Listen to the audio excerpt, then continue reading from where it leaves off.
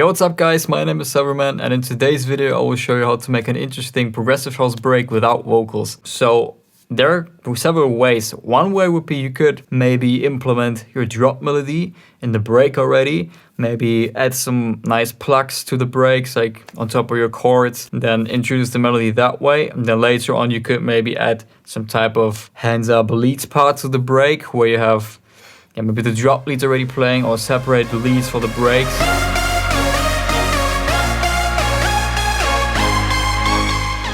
So that's one thing you could do. Or another thing to make an instrumental break more interesting is adding vocal chops to it. And that's what I did in my latest track called Lost Diamond. So today I will show you how to make your progressive house break more interesting using vocal chops in FL Studio. So let's get right into the project of the track. So in case you don't know the track, here's what it sounds like with the vocal chops on the break.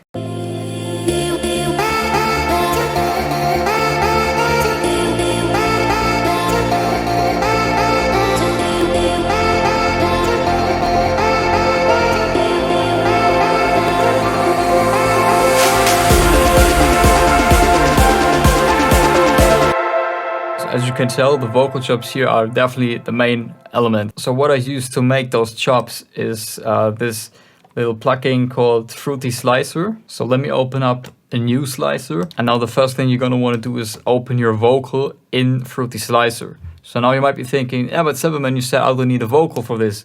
Well, of course you will need a vocal to make the vocal chops, but the good thing about making vocal chops is that you can take pretty much any vocal from the internet. So you could go on YouTube, search for your favorite Martin Garrix a cappella, download it and open it up in Fruity Slicer, because when you do the vocal chops, you usually want to make them really unique and you change them up a lot so that you can't really hear what kind of initial sample you actually use. So that's why you can use pretty much any vocal there. So the initial vocal sample that I used to make these vocal chops in my track Lost Diamond was the vocal Made It, which is from one of my own tracks. Heard you found somebody to hold on to.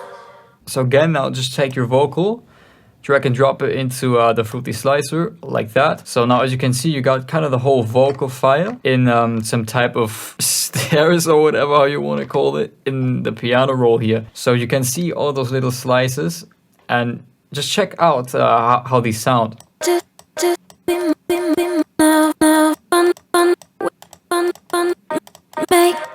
So as you can tell, not all of these sound great, but you always need to search for the ones that sound really nice and good. Then you can, come up with a cool rhythm. You can pitch the individual snippets of your vocal to make it really interesting and unique. So what I did for my vocal chops here that I did in the track is this right here. So these are kind of the slices I took. So I found this one, and this one, and also this one, and I drew in my rhythm.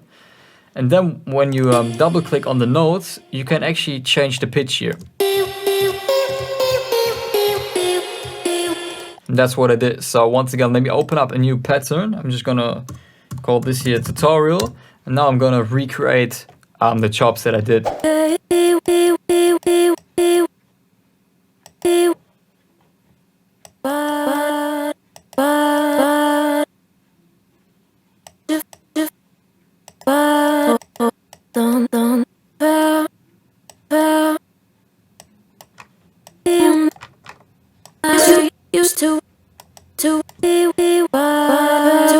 Now what I did was I basically changed the pitch. So the first notes are they're good. They suit the key of my track. Then I pitch these one up. 700 cents, I believe. This one as well. I think 200 cents.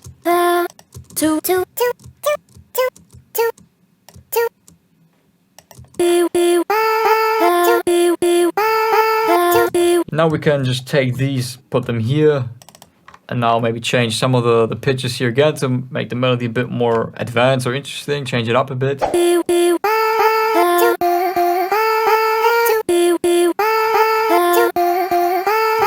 So there you go, you have the foundation for the vocal chops, and now it's really just about processing them to make them sound nice in the mix of your track. So let me show you how I processed these vocal chops in my track here. So this one right here is the channel for the vocal chops. So let me turn off all the effects for now, and then I'm gonna reactivate them all one by one so that you see how the effects are changing the sound. Yeah, the raw vocal chops, again, they sound like that. Then with the sound equalizer on, I'm compressing the sound a little bit, pretty much.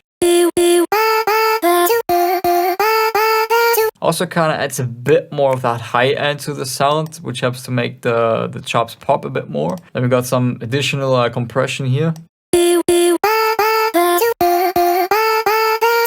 And with this compressor, I'm making the vocal chops a bit more punchy, like it adds a bit more punch to each chop, if you can tell that. Then I got this crush plugin right here, and with this one I'm adding a little bit of bit crushing to the higher frequencies.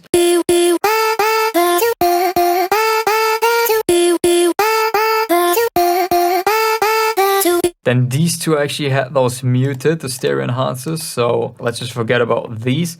Then what's really important for those vocal chops is the reverb, because as you might have been able to tell, they sound very dry, and in order to make them sit nice in the mix, we needed quite a lot of reverb on those. So with the reverb, they sound like that.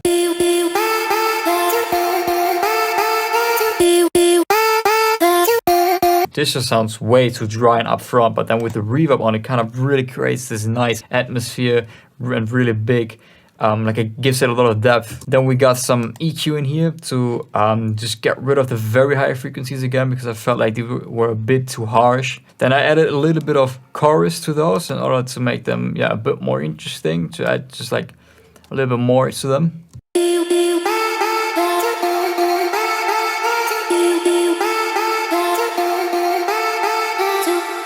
Chorus also helps to make them a little bit wider. Then we have another EQ, and with this one I'm just cleaning up the sound more. So here it's about finding frequencies that are maybe a bit too harsh. What you can do is you can set up like a really narrow curve like that, and then sort of sweep through the spectrum and hear if there are like any frequencies that are like harsh or something, then just drag them down a bit. So that's what I did here. And then we actually have some sidechain here, but I don't think I used that one. Maybe on the drop. Only effect left is this low pass filter here, and I added this one for automation.